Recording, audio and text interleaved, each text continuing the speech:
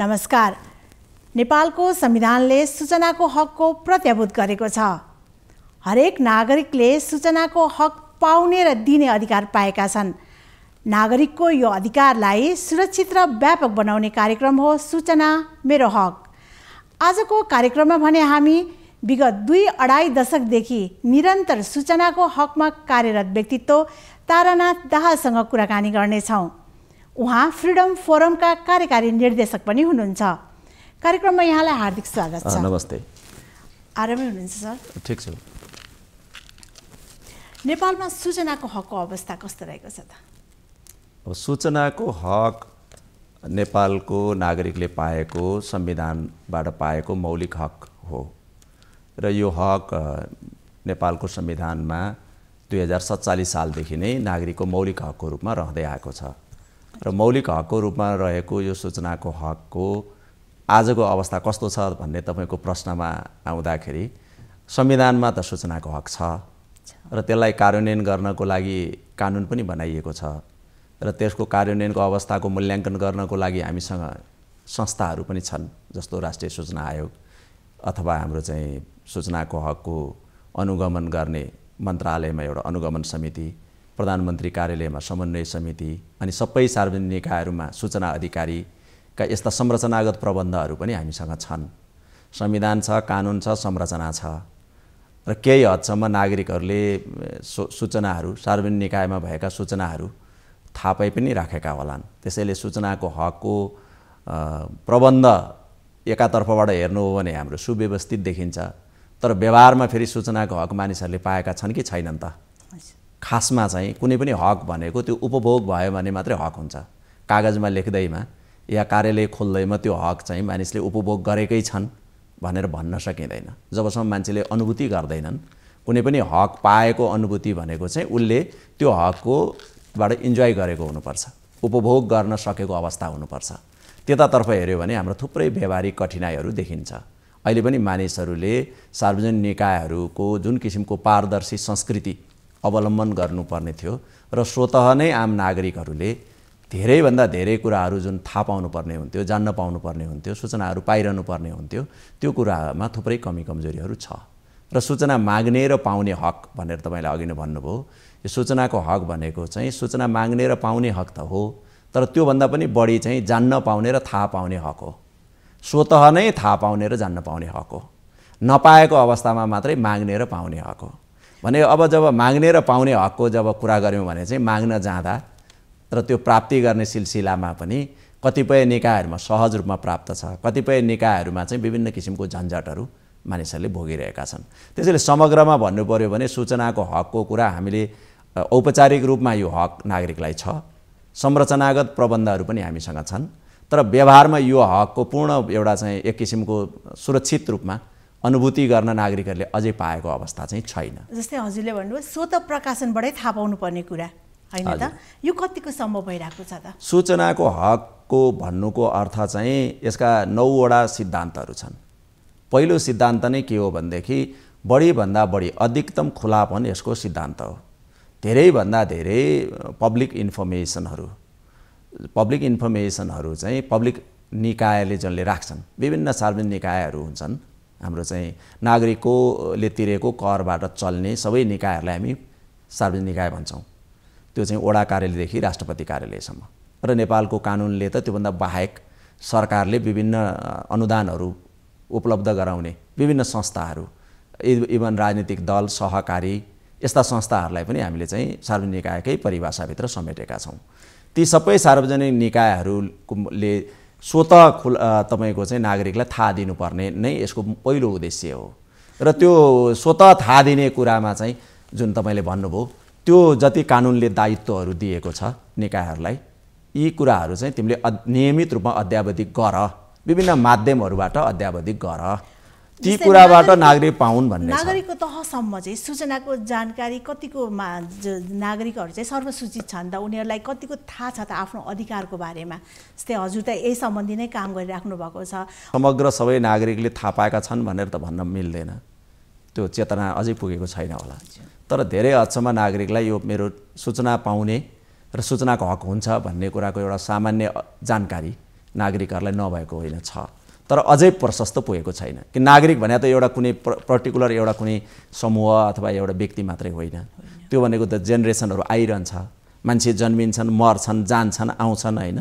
र नागरिकको पनि विभिन्न स्वरूपहरू छ, विभिन्न तहहरूमा हुनुहुन्छ। त्यसैले आम रूपमा अहिले पनि हाम्रा नागरिकहरूले आफूले पाएका अधिकारहरू कति हो, मेरो कर्तव्य कति हो, त्यो हक चाहिँ मैले कसरी उपभोग गर्न सक्दछु भन्ने बारेमा प्रशस्त जानकारी अहिले पनि नागरिक तहमा नभएको नै हो। त्यो पुर्याउन सकेका छैनौँ हामीले, विभिन्न तहबाट पुर्याउनु पर्छ। किनभने यो हक छ तिम्रो र यो हक उपयोग गर, यो हक उपयोग गर्यो भने तिमीलाई त्यसबाट चाहिँ यति फाइदा हुन्छ भनेर फेरि जानकारी पुर्याउने दायित्व पनि फेरि राज्यकै हो हैन। राज्यले नै ती दायित्वहरू पुरा गर्नको लागि, जस्तो हाम्रो चाहिँ यही अहिले तपाईँ र म कुरा गरिरहेका छौँ, यसलाई हामी अहिले सार्वजनिक प्रसारण सेवा भन्छौँ हैन। यो खोलेको किन भन्दा नागरिकलाई चाहिँ सूचनाको हक दिनलाई हैन। यस्तै माध्यमहरू हामीले चाहिँ राज्यले चाहिँ चलाउँछ, विभिन्न सञ्चार माध्यमहरूले पनि त्यो कुराहरू प्रवर्धन गरिरहेका हुन्छन्, विभिन्न नागरिक समाजका संस्थाहरूले पनि त्यो कुरालाई प्रवर्धन गरिरहेका हुन्छन्। हाम्रा चाहिँ शैक्षिक संस्थाहरू, सूचनाको हकलाई प्रवर्धन गर्ने राष्ट्रिय सूचना आयोग जस्ता निकायहरू मात्रै होइन, ऐनले त हाम्रो संवैधानिक दायित्व के छ भने राज्यका हर निकायले तिमीले चाहिँ यो मौलिक हक परिपूर्ति गर्ने तिम्रो दायित्व हो भनेर तोकेको छ। भनेको सूचनाको हक एउटा नागरिकको मौलिक हक हो भने त्यसको परिपूर्ति गर्ने दायित्वबाट तपाईँ हामी कोही पनि त्यसबाट पन्छिन मिल्दैन भने सबैले तिमीलाई सूचनाको हक छ, तिमीलाई जान्न पाउने हक छ, थाहा पाउने हक छ, तिमीलाई कुनै कुरा जान्नु मन लागेको छ, जानकारी चाहिएको छ भने तिमीले माग, थाहा पाऊ, अथवा के तिमीलाई चाहिँ आवश्यक छ भनेर उसलाई बेला बेलामा हामीले सूचनाहरू प्रवाह गरिराख्ने, जानकारीहरू दिइराख्ने एउटा सुसूचित समाज भयो भने मात्रै त्यसले हामीले एउटा लोकतान्त्रिक समाज बनाउन सक्छौँ नि त। र आम नागरिकले पनि जानिरहने, सिकिरहने, खोजिरहने नै विषय हो। जस्तै सूचनाको हकको प्रत्याभूत भएको, संविधानले प्रत्याभूत गरेको त 3.5 दशक नै भयो, कानुनले व्यवस्था गरेको पनि 2 दशक त लगभग भइसक्यो। अब जस्तै हजुरले भन्नुभयो भर्खरै हरेक नागरिकको तहमा यो पुगेको छैन हकको भने, त्यसले हामी कहाँनिर चुक्यौँ त? मैले अघि नै भने संविधानमा या कानुनमा लेख्दैमा हकहरूको प्रचलन हुँदैन। त्यो प्रचलन गर्नको लागि फेरि हामीले विभिन्न प्रयासहरू, पहलहरू गरिरहनुपर्छ। त्यसमा कमी भयो भनौँ न हैन। जस्तो 47 सालको संविधानमै हामीले चाहिँ मौलिक हकमा राखेका थियौँ, सार्वजनिक निकायमा भएका सार्वजनिक सरोकारका सूचनाहरूमा प्रत्येक नेपाली नागरिकलाई जान्न पाउने हक हुन्छ र माग्न पाउने हक हुन्छ, थाहा पाउने, प्राप्त गर्ने हक हुन्छ भनेर हामीले 47 सालमै राख्यौँ। तर त्यसैले त मैले भन्नुभयो झन्डै चाहिँ 3 दशक पार भइसक्यो हैन, 35-37 वर्ष भइसक्यो।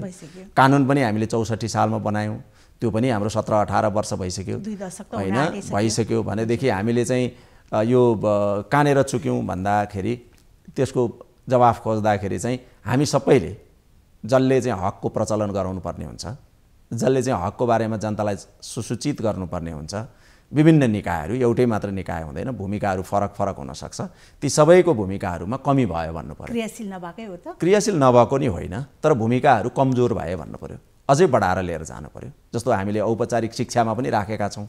अहिले त विद्यार्थीहरूलाई चाहिँ हामीले तपाईको युवा उमेरमै, किशोर उमेरमै औपचारिक शिक्षाबाटै पनि यो कुरा जानुन्, बुझुन् भनिएको प्रयास त छ, तर त्यो तहमा हाम्रो शैक्षिक संस्थाहरूले त्यसलाई प्रवर्धन गरे कि गरेनन्, त्यसअनुसार हाम्रा शिक्षकहरूले हाम्रो नयाँ पुस्तालाई एवेयर गरे कि गरेनन्। हाम्रा सार्वजनिक निकायहरू त हाम्रो 6000 झन्डै करिब 7000 वडा कार्यालयहरू छन्, जनप्रतिनिधिहरू बस्ने, ती त सिधै समुदायमा छन्। तिनले आफ्नो नागरिकहरूलाई तिमीहरूको यो हक छ, यो कुरा तिमीले प्रयोग गर भनेर भने कि भनेनन् हैन। विभिन्न किसिमका चाहिँ यो वकालत गर्ने, प्रचार प्रसार गर्ने, जनचेतना जगाउने विभिन्न स्वयंसेवी संस्थाहरू छन्, नागरिक समाज छ, त्यसले त्यो रूपमा गर्न सक्यो कि सकेन। अथवा मिडियाले पनि, जुन हाम्रो चाहिँ मूलधारका मिडियाहरू छन्, रेडियो, टेलिभिजन, पत्रपत्रिका, उनीहरूले पनि आम जनतालाई हामी तपाईँलाई सूचना दिइरहेका छौँ, ज्ञान बाँडिरहेका छौँ, शिक्षा दिइरहेका छौँ, तपाईँ सुसूचित हुनुहोस्, जागरुक हुनुहोस्, प्रयोग गर्नुहोस् भन्ने त भनिरहेका छौँ, तर त्यो प्रयासलाई अझ हामीले बढाउनु पर्ने हो कि त्यतातर्फ चाहिँ हाम्रा केही प्रयासहरू कम छन्। मुख्य रूपमा चाहिँ सूचनाको हकको प्रचलन गर्नको लागि हामीले राष्ट्रिय सूचना आयोग खडा गरेको हो। त्यो राष्ट्रिय सूचना आयोग अझै तल्लो तहसम्म पुग्नु जरुरी छ, जनस्तरसम्म पुग्नु जरुरी छ र उसले आम जनतालाई सूचनाको हकको बारेमा सही शिक्षा दिनुपर्छ, सही जागरण फैलाउन सक्यो भने यो हकको प्रचलन गर्न नागरिकको पनि सक्रियता बढ्छ। तपाईँ त कानुन बनाउने प्रक्रियामा पनि सहभागी हुनुहुन्थ्यो। कानुन बनाउने प्रक्रियाको बेलामा चाहिँ कतिपय सूचनाहरू चाहिँ दिन नपर्ने भनेर पनि राखियो, तर हालसम्म चाहिँ वर्गीकरण हुन नसक्नुको कारण चाहिँ के हो त? यस्तो हो, यसको सूचनाको हक भनेको मानिसको विचार तथा अभिव्यक्ति स्वतन्त्रताको विस्तारित रूप हो र मानिसलाई बोल्ने कुरा, लेख्ने कुरा, थाहा पाउने कुरा, जान्ने कुरा भित्र नै सूचनाको हक पनि पर्छ। त्यो सिद्धान्तमा के भनिन्छ भने कुनै पनि इन्फर्मेसन्सहरू पब्लिक बडिजमा भएको पब्लिक इन्फर्मेसनहरू सिक, रिसिभ र इम्पार्ट गर्ने अधिकारभित्र सूचनाको हक पनि परिभाषित छ। भनेको कुनै पनि सूचना खोज्ने, प्राप्त गर्ने र प्रवाह गर्ने, त्यो कुरालाई व्यवस्थित गर्न हामीले सूचनाको हकलाई मौलिक हकमा राख्यौँ र कानुन बनायौँ, हैन? तर त्यसको कानुन बनाउँदा यो विचार तथा अभिव्यक्तिको स्वतन्त्रता होस् या सूचनाको हक होस् अथवा हाम्रो सञ्चार अभ्यास होस्, यो चाहिँ तपाईको यो सीमासहितको हुन्छ। यसमा केही सीमाहरू हुन्छन्। यो नागरिकले पाउने यो मौलिक हक चाहिँ सीमासहित हुन्छ, हैन? यसका केही वैध सीमाहरू भन्छौँ हामी, जुन कुराहरू चाहिँ नागरिक र समाजको हितको लागि अहित हुन जान सक्छ, उनीहरूलाई प्रतिकूल अवस्था सिर्जना हुन जान्छ, त्यस्ता सूचनाहरूमा पहुँचलाई सीमित गर्न सकिन्छ भन्ने यसको सैद्धान्तिक मान्यता हो। त्यही सैद्धान्तिक मान्यताका आधारमा हाम्रो सूचनाको हकको कानुन ड्राफ्ट गर्दा पनि 5 प्रकारका कुनै विषयहरू छन् भने त्यस्ता विषयहरूका केही सूचनाहरू छन् भने ती सूचनाहरूकोमा चाहिँ खुला पहुँच होइन, त्यसलाई चाहिँ एउटा तपाईको संरक्षण गरेर राख्नु पर्दछ ताकि त्यो सूचना जुन बेला खुला गर्दा राम्रो हुन्छ त्यो बेला मात्रै गर्न सकियोस्, अथवा कुनै सूचना कहिल्यै पनि खुला नगर्दा राम्रो हुन्छ भने त्यो कहिल्यै पनि खुला नगरियोस् भन्ने त्यही सिद्धान्तको आधारमा चाहिँ केही सूचनाहरूलाई तपाईको सूचनाको अपवाद भन्छौँ हामी। अधिकतम खुलापन यसको सिद्धान्त हो, भनेको अधिकतम यसको खुला नै गर्नुपर्छ, तर केही सीमित कुराहरू चाहिँ यसमा रोक्न सकिन्छ अथवा त्यो कुरा संरक्षण गर्नुपर्छ। रोक्नु भनेको नेगेटिभ अर्थ लाग्ला, तर इन्फर्मेसनलाई पनि संरक्षण चाहिन्छ। त्यो संरक्षण गर्नका लागि चाहिँ हाम्रो कानुनले 5 प्रकारका विषयहरूसँग सम्बन्धित केही गम्भीर किसिमका सूचनाहरू हुन सक्छन् विभिन्न सार्वजनिक निकायहरूमा।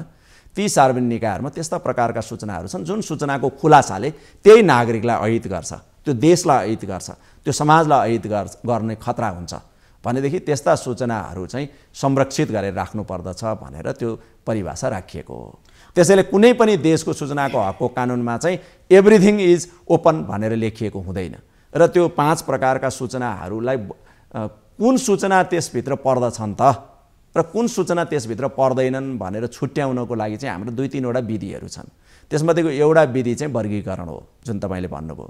त्यो वर्गीकरण भन्दा पनि अगाडि चाहिँ त्यसको विधि के हुन्छ भने सम्बन्धित सार्वजनिक निकायले नै यो सूचना चाहिँ यो अपवादभित्र पर्ने विषयका हुन्, हैन? यो राष्ट्रिय सुरक्षाको कुरा हो, यो व्यक्तिगत गोपनीयताको विषयको कुरा हो, यो चाहिँ अपराध अनुसन्धानलाई असर पुर्याउने कुरा हो र यो चाहिँ अपरिपक्व आर्थिक मामिलासँग सम्बन्धित विषय हो अथवा व्यापारिक र मौद्रिक प्रतिस्पर्धालाई चाहिँ हानि पुर्याउने खालको सूचना हो भनेर उनीहरूले नै एउटा सचेततापूर्वक तिनलाई संरक्षण गर्नुपर्छ र त्यसलाई संरक्षण गर्नको लागि पनि एउटा मनोगत हिसाबले गरेर हुँदैन, त्यसलाई एउटा विधिसम्मत हिसाबले गर्नुपर्दछ। कसैलाई मन लाग्यो यो व्यक्तिगत गोपनीयताको हक हो भनेर हुँदैन। यो चाहिँ मन लाग्यो कुनै अथोरिटीलाई, कुनै हाकिमलाई, कुनै सूचना अधिकारीलाई यो राष्ट्रिय सुरक्षाको विषय हो भनेर हुँदैन। यो चाहिँ अपराध अनुसन्धानलाई असर पर्यो त्यसकारण यो म दिन्न भनेर कुनै अनुसन्धानकर्ताले अथवा अनुसन्धान निकायले भन्न मिल्दैन। त्यसका लागि पनि एउटा विधि गर्नुपर्छ भनेर यो हामीले चाहिँ केही हदसम्म चाहिँ वर्गीकरणको प्रबन्ध गरेको हो र धेरै हदसम्म चाहिँ यो कुरोको छिनोफानो राष्ट्रिय सूचना आयोगले गर्दछ। त्यसमा तपाईले अहिलेसम्म वर्गीकरण नहुनाले पो यसमा असर पर्या हो कि भन्ने जुन तपाईको प्रश्न छ, मलाई के लाग्दछ भने त्यति धेरै त्यसले असर पारेको छैन। वर्गीकरण गर्न पर्ने त्यस्ता गम्भीर प्रकारका सूचनाहरू छन् भनेर सार्वजनिक निकायहरूले अहिले भनेकै अवस्था छैन र हामीले बारम्बार भन्दै आएका छौँ। प्रधानमन्त्री कार्यालयलाई होस्, गृह मन्त्रालयलाई होस्, नेपाली सेनालाई होस्, राष्ट्र ब्याङ्कलाई होस्, जति संवेदनशील सूचना रहने निकायहरू भनौँ न, यस्ता कुनै स्वास्थ्य संस्थाहरू होस्, त्यस्ता निकायहरूले चाहिँ गम्भीर प्रकारका सूचनाहरू यदि क्लासिफाइड गरेर राख्नुपर्ने छ भने तपाईँहरूले चाहिँ ऐनले तोकेको वर्गीकरणको प्रक्रिया पुरा गरेर त्यो विधि अनुसार वर्गीकृत गरेर संरक्षण गर्नुहोस्। संरक्षण गर्दा पनि कस्तो भने कुनै सूचना चाहिँ 1 महिनालाई मात्रै तपाईको खुलासा गर्न नपर्ने हो कि कुनै सूचना चाहिँ 10 वर्षसम्म खुलासा नगर्ने नि हुनसक्छ, कुनै सूचना चाहिँ 10 गरेर 30 वर्षसम्म गर्न पर्ने नि हुनसक्छ। गम्भीर प्रकारको सूचना हुनसक्छ, फाइल हुनसक्छ, कुनै विवरण हुनसक्छ, जानकारी तथ्याङ्क हुनसक्छ, त्यो गर्न पर्छ। त्यसको लागि चाहिँ वर्गीकरण गर्ने प्रक्रिया सम्मत विधि चाहिँ सरकारले अवलम्बन गर्न नसक्या हुनाले वर्गीकरण नभएको हो। त्यसको लागि मुख्य सचिवको अध्यक्षतामा एउटा समितिको प्रबन्ध गरिएको छ। मुख्य सचिव, सम्बन्धित मन्त्रालयको सचिव र सम्बन्धित विषयको विशेषज्ञ, तीनजनाको एउटा समिति बसेर कुनै सूचनालाई वर्गीकरण गर्नु पर्यो भने उहाँले वर्गीकरण गर्न सक्नुहुन्छ। तर त्यो वर्गीकरण कस्तो सूचना, किन गरिएको हो, कहिलेसम्मलाई गरिएको हो भन्ने विवरण चाहिँ फेरि खुला गर्नुपर्छ हैन। सूचना चाहिँ वर्गीकृत गरेर संरक्षण गर्न सकिन्छ, तर त्यसको प्रोसेस चाहिँ फेरि खुल्ला हुन्छ र फेरि त्यो कहाँ राखियो भन्ने पनि जानकारी नागरिकलाई हुनुपर्छ हैन। भने यो विधि प्रक्रिया अवलम्बन गरेर वर्गीकरण समितिले अहिलेसम्म काम गर्न सकेन। 2-3 चोटि सरकारले त्यो गर्छु भनेर अगाडि बढ्यो, तर विधि र प्रक्रिया सम्मत नभएको हुनाले त्यो कुराहरू रोकियो। सर्वोच्च अदालतमै गएर पनि त्यो कुराहरू रोकियो, जसले गर्दा वर्गीकरण हुन नसकेको हो। र वर्गीकरण नभएकै कारणले सूचनाको हक कार्यान्वयनमा समस्या पर्यो भनेर कसैले भन्छ भने त्यो चाहिँ गलत नियतले भने हो अथवा नबुझेर भने हो। त्यसो हुनाले चाहिँ वर्गीकरणकै कारणले मात्रै सूचनाको हक कार्यान्वयनमा कुनै जटिलता आएको मैले चाहिँ महसुस गरेको छैन। वर्गीकरणको दायित्व त सरकारले कानुनलाई दिएको छ, यसको बीचमा पनि सरकारले बेला बखतमा यसको प्रयास नगरेको होइन, तर तपाईँहरूको अवरोधको कारणले चाहिँ यो हुन नसकेको भन्ने आरोप पनि छ नि त। अवरोध त मैले के लाउन सक्छु र? मुख्य सचिवको बैठक कोठामा गएर मैले बैठक फाइल खोल्न सक्छु र? मैले चाहिँ के अरे मन्त्री परिषद सचिवालयको दराजमा मैले तालचा ठोक्न सक्छु र? उहाँहरूले त कानुन सम्मत र विधि सम्मत रूपमा गर्नुभयो भने त उहाँहरूलाई अवरोधै हुँदैन नि।